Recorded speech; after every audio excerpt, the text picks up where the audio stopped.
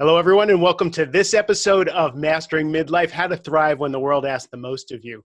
Today, I am so excited to talk to one of my favorite people on the face of the planet, Dr. Mandy Lehto, who's over there in London having a conversation with us across the pond. I met Mandy a few years ago, and we've been on a journey together, and I've watched her probably on the tail end of transformation, and it's been amazing. So when I thought of this podcast, I thought about this beautiful woman who used to be in investment banking, an award-winning image consultant. Is that right? A published author, and really a type A driven, successful woman, and how she has worked through doing it one way and teaches other women how to do it another way, basically what we talk about on this podcast. So I asked Mandy to come and talk about her journey and give her gold to my listeners. So Mandy, thank you so much for joining us today. It is such a joy to hang out with you and your people. Thank you for inviting me. And I love calling you Dr. Mandy Lehto. I just love it. So tell me the journey that brought you to this moment that we would have this conversation. Where did this start? I will give you the fast version of this. You know, when they do the plants, when you see them growing, the time lapse version. That's the word I was looking for. I think it probably started when I was very small. I was a daughter of a very driven man who really wanted to escape his history, and he really wanted his life to look a certain way. And then not necessarily wanting to inherit it, but I have inherited that from him. He was driven, he pushed me. And that was the way that I learned how to be somebody in the world, how to validate myself, was to achieve, to push, to come home with 10 out of 10s and gold stars and blue ribbons and trophies. And although sometimes I resented it at the time, it became really dyed in the wool of who I am as a human being. And it has served me deeply throughout most of my life, because I'm the first woman in my family to ever go to university. And I grew up shoveling cow poo on a farm, and now I'm living in London, having had a career in investment banking and having done a PhD in England. So I think it was a learned behavior. It was a way of surviving, if that doesn't sound too dramatic, to become that type A driven 3 in the Enneagram. So it wasn't a choice and just a natural way of being. It was something that you put on to learn how to cope with the world. It's hard for me to unvelcro things, but having spent a lot of time sitting there writing about this in my memoir, I think it was predominantly, what child chooses to sit there and do arithmetic instead of playing outside? And it's not to say I didn't do those things either, but I realized very quickly, I caught on very quickly, that to be successful, to be loved, to be worth knowing meant that I had to show up a certain way in the world. And this, as I said, was useful in school. It brought me validation not only within my family, but from other people. It was hugely useful in the workplace. So when I completed my PhD and I got my job in investment banking, I felt like, I don't know if any of your listeners have ever either read the book or watched the movie of Alison Pearson's fantastic, quite funny book, I Don't Know How She Does It. It turned into a movie with Sarah Jessica Parker. And it's all of these, it's exactly what you think in the title, I Don't Know How She Does It.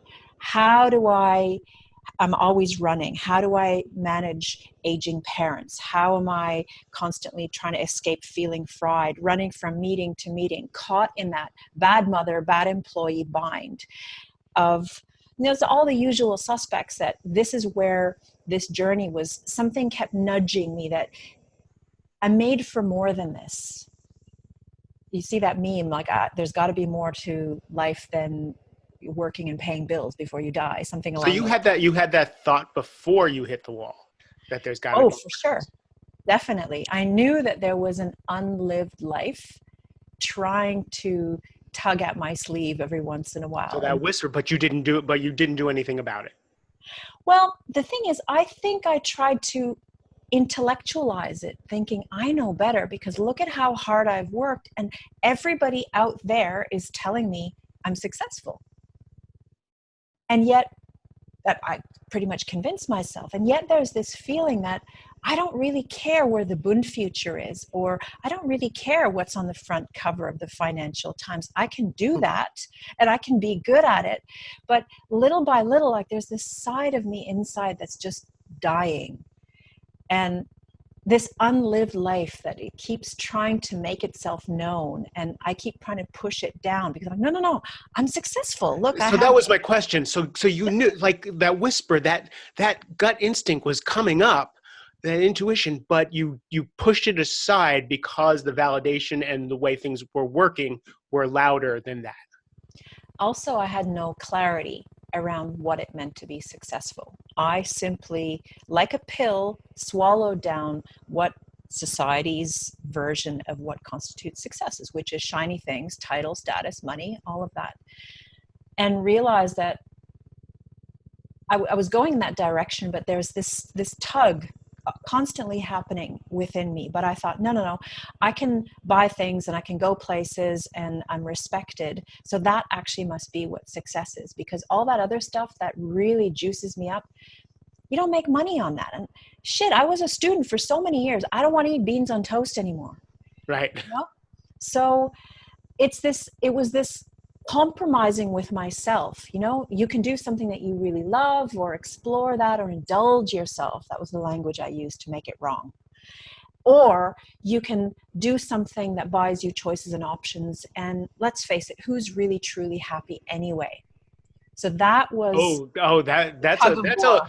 that's a lovely give up right there. This is as good as it gets, and who has it any better than me? So why should I even care about it anymore? Yeah. Wow. So what was the turning point? There were several, but I think sometimes really smart people are extraordinarily stupid. There were several. The first was when my son was born, and I had to go back to work when he was 16 weeks old. And it tore my heart out because I wanted to spend more time with him. And I did this ping pong of like, oh, but I've gone to school for all these years and I've got this job and I'm finally on this career ladder. I can't just, and I italicized the word just on purpose, I can't just be a mom, because I'll go mental listening to the wheels on the bus go round and round. And what about this brain I've invested in? So that was the first real tug at my heartstrings, that there's more to success than what I had initially thought there was. And when But you heard that, when you had that tug, what did you do with it? I thought about it, and then I said to myself, I'm not there yet in my career. Although I didn't probe any further what there was. Right. So a tapping on the shoulder, and you're like, okay, hold on, I'm still stewing here. I'm still going. Okay. That's right. And the second one was when my marriage fell apart, because I was never around and there was a lot of tension. And that should have been a wake-up call too. But I thought, no, I'm not there yet. I still need to keep pursuing this. And the story I told myself was that my then husband just couldn't handle my success. Yeah. So another tap on the shoulder, another justification to keep walking the same road. And the third thing that finally ended up pulling the rug out from under me was my body gave up. And this, I think, had been going on for some time, but I didn't want to listen to it. So I was getting increasingly tired. But I mean, that kind of lifestyle where you're constantly reacting, meeting to meeting, phone call to phone call, long hours, never really being able to switch off. I just thought that was normal because everybody that I surrounded myself with felt like that too. They were either new parents or they were investment bankers. So it was just, there was nothing else.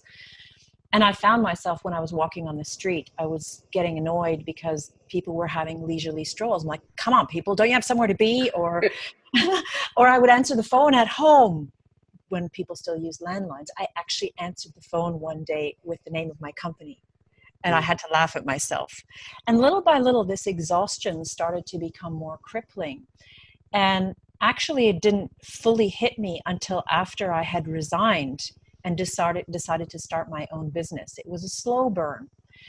And then within a matter of weeks of having started my coaching business, and then when I was doing professional image consulting, I had a newborn with my new partner at the time. And there were days when I just couldn't get out of bed. I was literally Velcroed to the bed. I thought, oh, how can I face another day?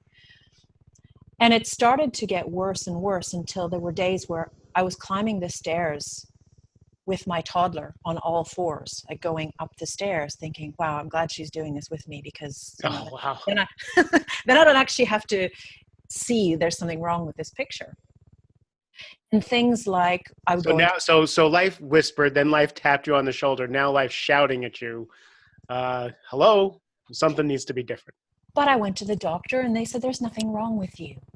They looked through my blood tests, and then they had that conversation of, do you have support at home? When was your last holiday? And I could see which direction they were going into. I said, I don't think I'm depressed. And then I thought it was just validation from what the doctor said, well, I can't see anything wrong with your bloods. I'm like, see, there's nothing wrong with me. I just need more coffee. I need more coffee. I need more carbs, and I need more cardio. The 3 C's that had kept me going for such a long time. So I hired a personal trainer, and we started doing Double. Let's double down. This is just makes me facepalm now to think about it. But I said, I need more energy, so let's do some high intensity cardio. So he said, let's do something called high intensity interval training. And it was such a great idea until it wasn't. That initially you get that runner's high and the euphoria of the sweat pouring down you. And the thing that actually broke the camel's back was 2 things. We started boxing because I said, is there anything there that has a bit more juice than this? See, type A. Oh, that so fits the old Mandy is let's box. So we did boxing, and we did, it was, I don't know, 10, 15 minutes, and it was hard. I thought, how hard can this be? It was really hard. And all of a sudden, after about 4 minutes into one session, he said, let's do the left side now. I just dropped like a shot bird. And I was hunched over. I was foaming at the mouth. I thought, oh, I was embarrassed. My first thought was I was embarrassed for the trainer to see me like this, because he wouldn't think I was strong. And that's one thing I had never been, was weak. So I said, no, I'm sure we can do a plank or do some floor work. Maybe I'm just feeling under the weather. And then my arms buckled like the poles of a pup tent after about 30 seconds. I said, wow, maybe something's coming down. I'm coming down with something. I went to the doctor again. There's nothing wrong with your bloods. But I'm in this place of my body is in revolt and my head is like, well, there's nothing wrong with me. What is going on? The only thing that made me listen was I broke out in this hideous, oozing, crackling rash that basically made it look like I had a goatee made of cornflakes. Ooh, vanity. Vanity. Oh, yeah, the universe is like, vanity will get her. That was the jugular. I'm so ashamed to say that, but that was actually what made me realize something ain't right here. If I can't look pretty through all this hell, then I got to find another way. So that was when I started to see a nutritional therapist, hoping she was going to give me some magical green spirulina powder or something that would spring me back to life. And she basically said, we need to remove coffee, wine, carb, sugar, all of the scaffolding that had been holding me up. She said, I don't want you exercising for the time being. You just need to basically lay in bed. And I actually opened my phone and I showed her what my calendar looked like. I said, you don't understand. Oh, you don't understand, I said to her. I said, can we start this in about 3 months? And then I was sitting on the tube coming back from this visit, and her words kept ringing in my mind about how I was driving myself relentlessly and how this wasn't going to end well. And her words on loop in my mind, this is serious, Mandy, really serious. And I looked up, I was sitting on the tube, and there was an advert on the wall for a donkey charity somewhere in the third world. And this skinny little donkey, one donkey, is pulling this cart of garbage, just this huge, enormous, I don't know how they fit so much stuff on this little trolley. And then there's this donkey on its front knees, and you can't see the rider wielding this whip. And I thought, that struck me, that was burned on my brain. I thought, I'm both the Oh, donkey. that's interesting. You're both. I'm both, and the driver wielding the whip. And at that stage, I realized that I could not go on like this. So what had served me so well, which was this single point focus, this certainty that I was being successful and that I knew best, and therefore all the other voices that were coming up needed to be pushed down. All of a sudden, the whole grid pattern of everything that I knew before of how to be a human in the world kind of disintegrated like an old fishing net. And there I was, free falling. And I had to go home and go to bed because I was in a bad way. So vanity. What'd you do with your calendar? I had to clear it, and shockingly, nothing that bad happened. Isn't that ironic? But you don't understand. No, you don't understand. It's actually quite vulnerable sharing all of that. But yeah, that was how we got to have this conversation. So you've I know you've talked about this before, and why is it vulnerable now?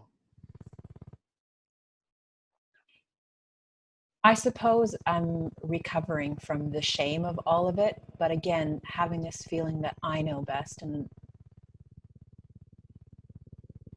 that I felt that I had created this successful life that was going to get me somewhere. And almost the arrogance and the hardness and the doggedness around me pushing. I'm partly ashamed for my own body and what I put it through. Sure. It's everything that has followed from there has been a profound softening and an exercise in humility, all highly necessary and all highly uncomfortable. Sure. But So tell me more about the hero's journey here. So you crashed and burned, and out of the ashes come a new way of being, a new way of being that you're kind of feeling your way through. it was going on a journey with no roadmap, because I think the first thing that I needed to do was to mourn. Because everything I tried, it wasn't even that clean cut that all of a sudden I went into this softening. I actually went through medical interventions, acupuncture, Indian head massage, reflexology, becoming increasingly woo, as none of those things would work for me. I did 5 rhythms dancing. So when you say woo, you're talking about going from corporate Mandy to, oh, what is this new age stuff that I need to do to heal myself? To get back where I was before. And nothing was giving me the secret formula. Nothing was giving me the juice. So I went on this headless chicken journey of just burning through all sorts of different, I will drink green juice, I will drink, whatever, I will take herbs that taste horrible, I will go for acupuncture every week, I will go 5 rhythms dancing. Even that treadmill didn't work. Even that treadmill didn't work. Like, and my guess is some of it prepared you for whatever did work. But that's true. Because we got to try what's not it to find what's it, and we got to heal our body from the toxins and the things that we put in it. And some of that stuff you did probably let go of some of the trauma that was keeping you in the loop. So I don't want to ever discount people's journey when things didn't seem like it worked, because we never know which tap is going to break the stone. So what finally did do it for you? I went to see a woman who specialized on burnout. She's a very prolific writer. I went to stand in her living room. She's an expert on burnout, and she made me do these exercises. She said, "Okay, well, let's begin by you drawing your experience." And I thought, my faith must have just wilted. I paid a lot of Here money we go again. and she wanted me to, and I was thinking there, I wonder wonder what she wants me to draw. So I was kind of like trying to psych her out so she'd give me the goods, who'd give me the secret formula that I needed to bounce back because she was an expert. So I drew what I thought she would want me to draw, and she said, "No, that's too stylized. That's too." And then I thought, okay, so I'm going to do a kind of Jackson Pollock type thing. And then she said, "Okay, well, this is not working." So she made me do this exercise where she said, "Tell me about what object are you? Characterize yourself at this point in your burnout." And I said, "I'm a cactus." I don't know where that came from. So she made me stand on her carpet in my bare feet like a cactus. And then she said, "Now tell me, what sound does the cactus make?" I thought, oh, for God's sake. So I started humming, and I realized that she was not going to give me the formula, because at the end of this, I kind of gave up. And she said, "What if this is the best you're ever going to feel?" And this fist in my ribs, I was fighting to hold back the tears. I was, pressing my nails into my palm. Do not cry, do not cry, do not break down, do not break down. Heaven forbid I break down. And I didn't like her answer. And so I remember giving her a hug and saying, "Thank you for this session," while I was seething internally. And I was going down the stairs of her building, realizing that nobody can give me an answer. Nobody is coming. She was my last hope. Nobody is coming. And I remember sitting on the journey home feeling so hopeless that it was not even it was not a high energy feeling. It was just this feeling of, this is really over.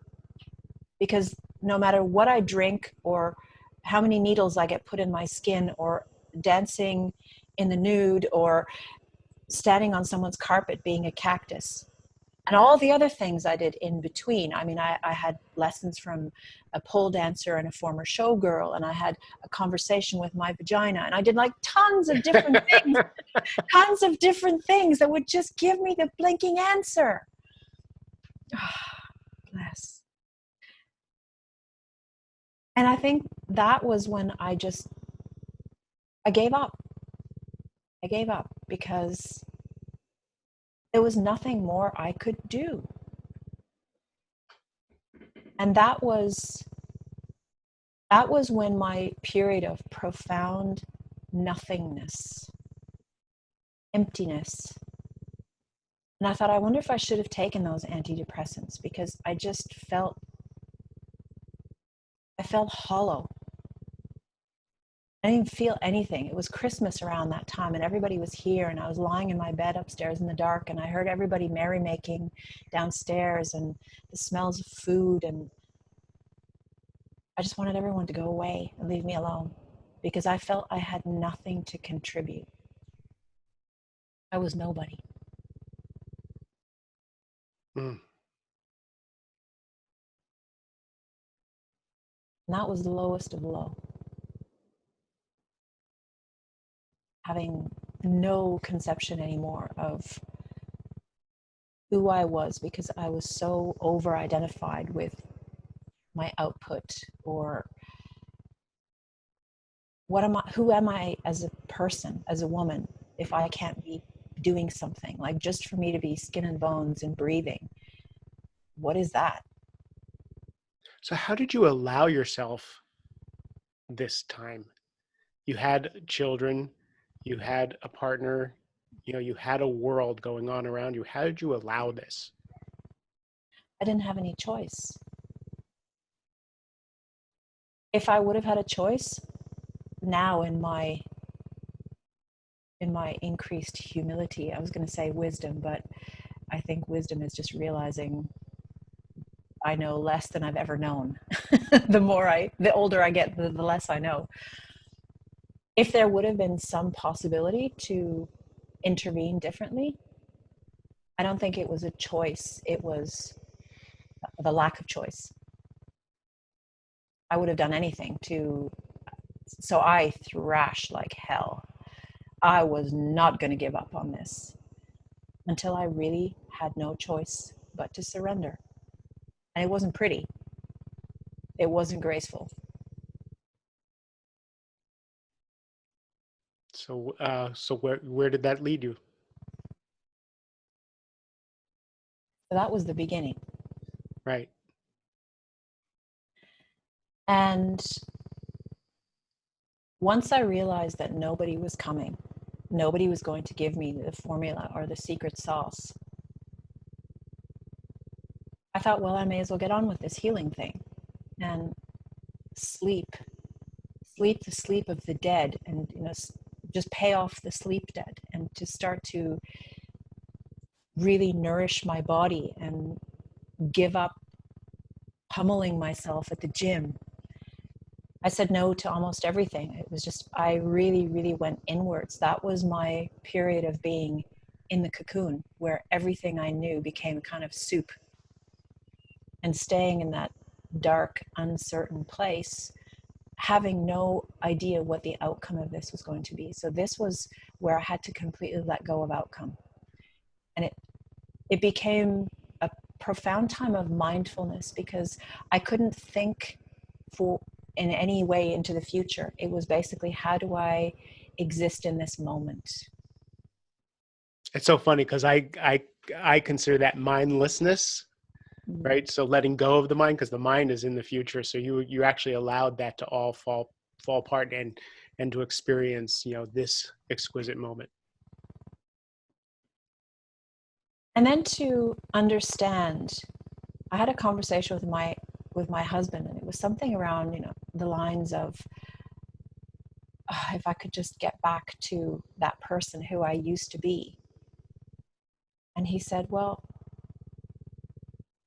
what if we don't want that person back? And there was just this moment of airlessness for a moment, where I thought, oh, I never considered that what could come out of this could be actually better and more in more in my life. Because as I started to realize, I spent a lot of time, we read bedtime stories when I was stewing my own juices in bed. We hung out, we did things that I hadn't done with my kids, maybe ever. We made forts out of cushions and read stories with flashlights, and we ate and got crumbs in the bed and all those kind of things that I would have never done before because I was too busy. So you got to be a kid. I got to be a kid. That's exactly it. I got to go back and reclaim those parts of myself that, and I'm not saying I had no childhood, but all of a sudden I had permission to have fun. And it was okay not to achieve anything in the usual sense of the word. It was okay to live non-linearly. It was okay just to see, what does my body fancy today? And again, it's not a straightforward process, because even feeling like I'm coming out of that now and I'm living really differently than I ever used to, certain people, certain situations will still trigger those old imprints in me, and I will feel that I need to hustle for worthiness, or try to impress, or try to be the best, or compete. But I catch it a lot quicker now. So I don't want anybody to think that, okay, all of a sudden you cross this finish line and everything is different. That hasn't been my experience. So right. So now I can see a woman in the car listening to you and going, yeah, but how does she get things done now? This is so nice for her. Like, so how do you get things done? Are you productive? Are you a productive member of society, or are you still just building forts and picking daisies now? Well, I think it's both. I think the first thing that I needed to do before I found a way to be in relation to achieving again, and not in an unhealthy way, because my body will still put the brakes on that very, very quickly, is to find a way to bring more ease into doing. Because I had this thought, this belief that to be good, something had to be really hard. I was a hardaholic. I was willing to push myself in a way that most people weren't. And that was what I mistakenly thought made me successful. But what if there were more ease around success? So, on a case by case scenario situation, I will actually think, how can I bring ease into this process? So, I'm writing a book at the moment. How can I bring ease into this process? Whatever other project, if I'm working with a particularly challenging coaching client, how can I bring ease into this conversation? Rather than my default is to make it as hard as possible, believing that when I come out the other side, it's going to be better. And I've realized that that's not necessarily true. There's more playfulness, there's more levity in the process. So ease for me means being less consumed by the output having to look a certain way, and also bringing more joy to the process. And bringing more joy to the process, funnily enough, often has a profound impact on what the output looks like. Sure. So first we have to get rid of the internal belief, and most of you out there have that belief, which is, in order for it to be worthwhile, it needs to be hard. In order for me to earn it, it needs to be hard. And what you're saying is, let go of that belief and see if there's ways to make this easier, more joyful, be a part of the process instead of completely in what is in the end zone. And for me, what worked was, there's a distinction for me between easy and ease. If I say that it's going to be easy to write this book, because I know I've done big things before. You're lying to yourself. But I've pushed back against that. Whereas if I think about bringing ease to something, okay, that I can do, that I can wrap my head around. And, even when I said it, the word easy sounded vulgar to me. It jarred me, where the word ease is like surrender, flow. You're still working, but you're working in flow and supported. And the other thing, how to do that, of course, I've come back to finding a way to work. And as I said, it's just being conscious, having consciousness around what my triggers are, where I'm most likely to slide back. So understanding the beliefs, the biggest one, and trying to find an antidote to that, so ease. And second is trying to set my life up in a way that I don't put myself in those circumstances where I'm walking through booby traps that are likely to put me back into that place. So it's just bringing awareness to, what are the type of people, what are the type of scenarios where I'm likely to slide into that persona who I used to be.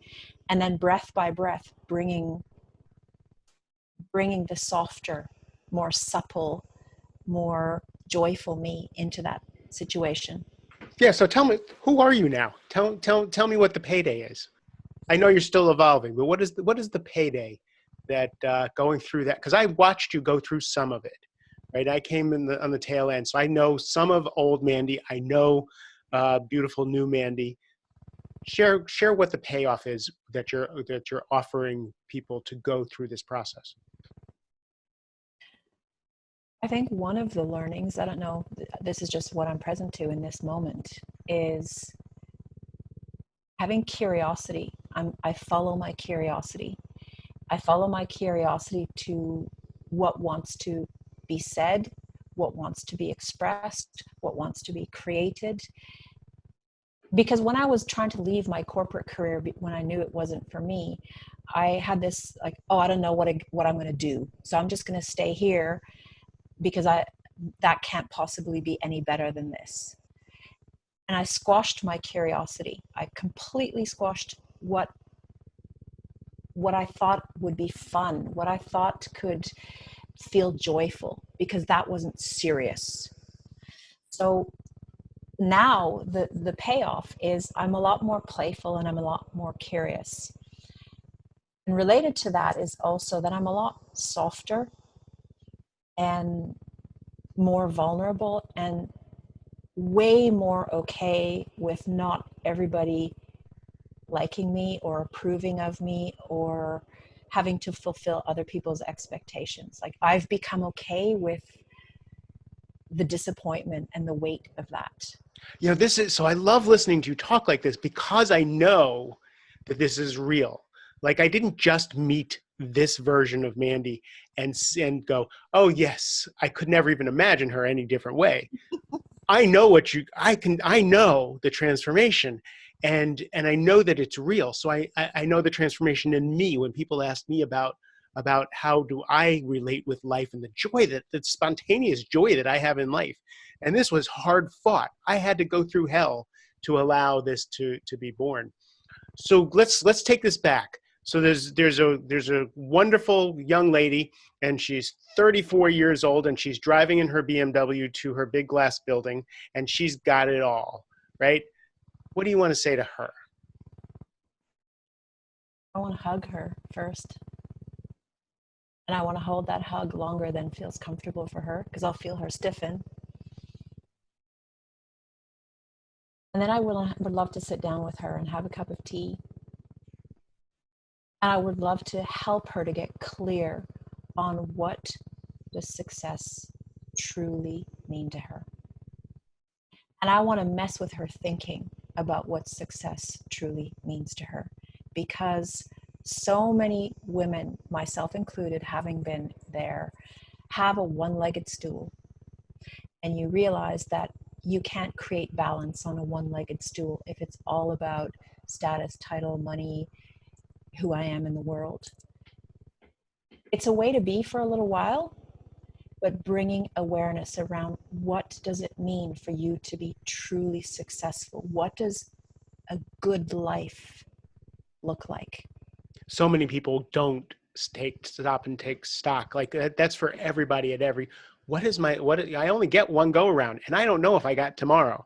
So what is the quality of my life? What am I working for? You know, and how am I going about this? So now she doesn't listen to you, and you meet her again, and now she's 42, and she's somewhat in breakdown, but still holding it together. But now there's cracks, and she's willing to listen. Now, what do you tell her? I wonder if it would be that different. I would probably hug her again, longer than comfortable for her. And at that stage, I might feel a bit of a tremor in her as opposed to a stiffening and I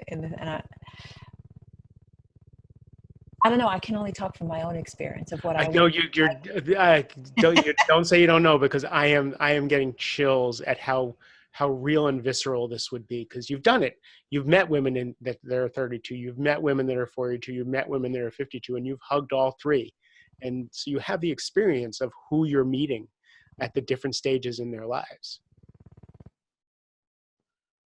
I would probably say to her that success, no matter how big, if you've got success in only one part of your life, not success. And then I would stop talking and see what impact those words had. So say those again. Success in one part of your life, no matter how profound that success is not success. Wow. And then just let that sink in. Mandy, thank you so much for sharing your journey and the actual hero's journey. We went through the whole thing with you to the payday of becoming this vibrant, wonderful, open, feminine, productive, and impactful woman. I love meeting a woman in their full power and femininity. And it's beautiful. How can people get in touch with you? Thank you for that, by the way. You're welcome. And my social media of choice is on Instagram. So it's just my name, which I'm sure you'll have in your show notes. And also, I do exactly what you do. So they can come and kick the tires over at my podcast. I run a podcast called MoxieCast, which is the podcast for Life Liftoff.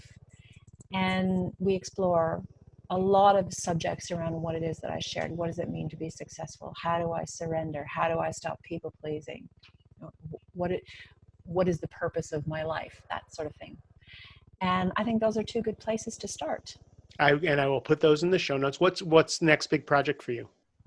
It's not a next big project. It is an ongoing project that I hope to bring into the world this year. I'm working on a memoir, which is as of yet untitled, but it is talking exactly about this journey of, which is my story, but I think it will be a lot of other people's stories as well, of the realization that who I am, who I truly am, is so much more compelling than who I've tried so hard to be all my life. So that I know on your website there are some of your writings. So if you want to experience Mandy, I will put in the show notes how to get in touch with her, how to follow her. The podcast is absolutely eye-opening and miraculous. I suggest you add it to your playlist. Mandy, thank you so much for spending the time with me. I love spending time with you, and I love that Zoom and this kind of audio can take 5,000 miles and make it nothing. To everybody else, thank you so much for spending the time with us on the Mastering Midlife podcast. As always, please like this episode, share it if you want, and suggest topics for us to talk about, people for me to interview. I love you, and have a great rest of the day.